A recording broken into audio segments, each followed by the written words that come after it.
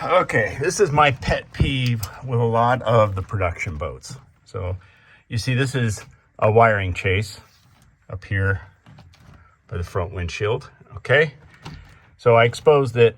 Yeah, I have no more room in here. This baby is full.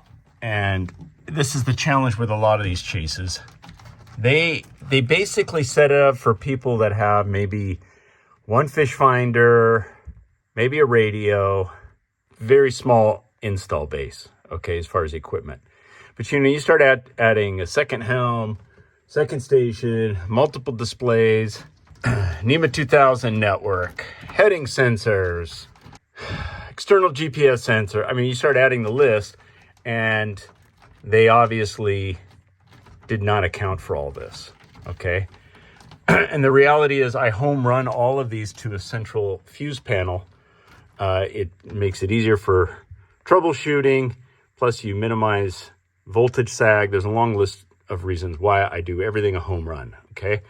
So this is a pet peeve I have. It's like, I don't know who they designed these things for. So hopefully some of the boat manufacturers are listening, because this is just annoying, just annoying. I wish that they would actually put multiple chases. There's a chase on the starboard side and on the port side, but there's nothing down the center. And the challenge you have is bundling all these cables in here is not good for interference too, because I've got data cables and electrical cables in here. You have a higher chance of picking up crosstalk between these cables. That's why this is, you know, the other reason why it's bad beyond the minimal space. So anyway, frustrating.